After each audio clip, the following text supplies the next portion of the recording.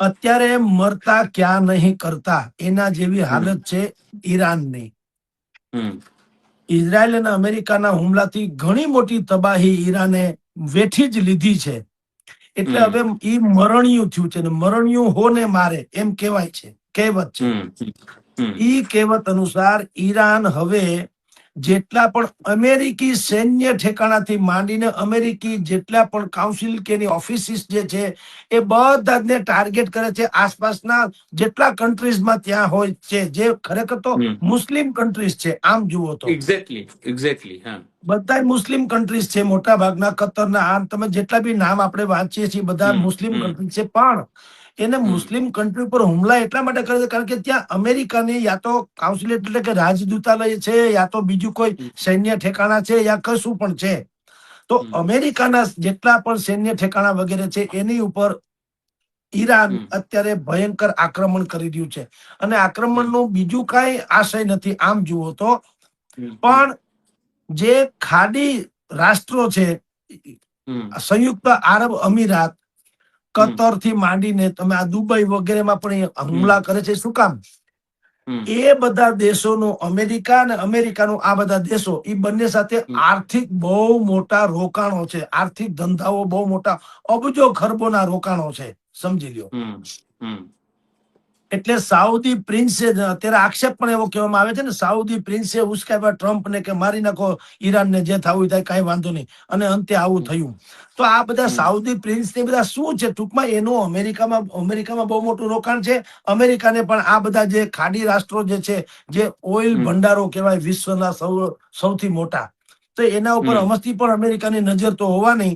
એટલે એ બંનેના હિત કોમન છે, હિત ખાડી રાષ્ટ્રોના અને અમેરિકાના હિત કોમન છે. એટલે ઇઝરાયલ અમેરિકાની પેઠમાં છે. એટલે ઈરાન શું કે છે? મરતા ક્યાં નહીં કરતા, જેટલું થાય એટલું અત્યારે ડેમેજ કરો, એટલે આર્થિક કરોડરજ્જુ તૂટી જાય એટલે, અથવા તો અમેરિકાને થોડુંક સહન કરવું પડે આર્થિક રીતે, તો સંભવ છે કે મંત્રણાના ટેબલ ઉપરની ગરજ કેવળ ઈરાનને જ ન રહે, અમેરિકા પણ એમાં આગળ વધે. અત્યારે આવું થઈ ગયું છે. એટલે ઇઝરાયલ જે છે એ વળતા પ્રહાર કરે છે ઈરાનની સામે.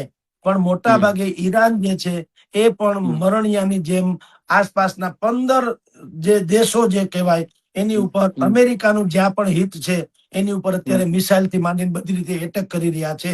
એટલે તમારો જે પ્રશ્ન છે કે ક્યાં જઈને અટકશે, અત્યારે ભયંકર રીતે યુદ્ધ ચાલી રહ્યું છે. પણ હજી તમને કહું, 2-3 દિવસની ભીતરમાં જ ભલે ટ્રમ્પે કીધું કે હજી બહુ લાંબુ ચાલી શકશે, બીજા બધા રાષ્ટ્રો પણ કે છે કે હવે આમ થશે તેમ થશે, પણ તમે જેમ શરૂઆતમાં કીધું તેમ યુદ્ધ જે છે એ અંતે એનો જે નિષ્કર્ષ જે છે ને એ ખુંવારી છે, ખતમ થવાની ઘટના છે. યુદ્ધની કથા રમ્ય, આમ સંસ્કૃતમાં કે યુદ્ધસ્ય કથા રમણીયા, એ બધું કહેવાય, પણ એ જેને ભોગવ્યું એને ખબર છે.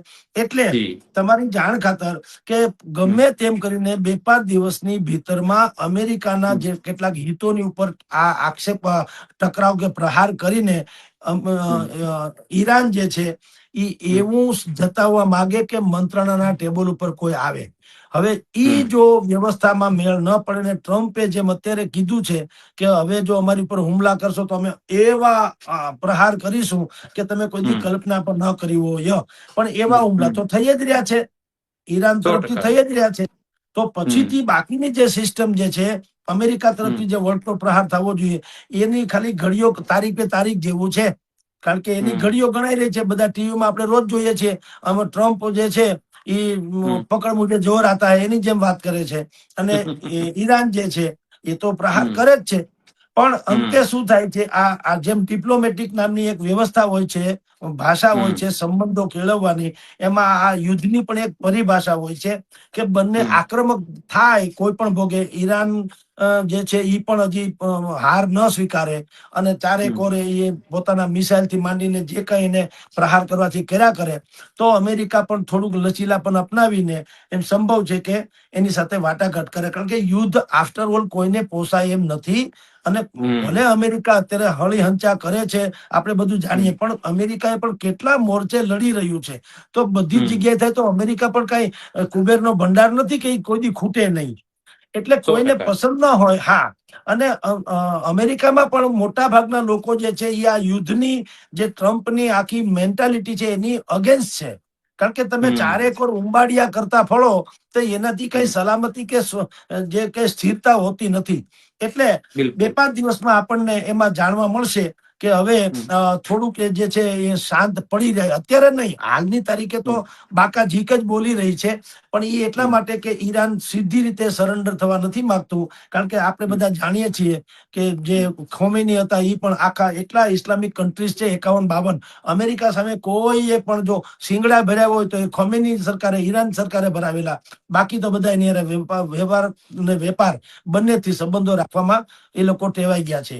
એટલે આવી મોટી સત્તા હતી એટલે સીધી રીતે એ સરેન્ડર કરે એ વાત કઈ માલ નથી, પણ એની કોવત બતાવશે અને અંતે અમેરિકા કદાચ પછી એવું માને કે મંત્રણાના ટેબલ ઉપર કોઈ આવે. જી.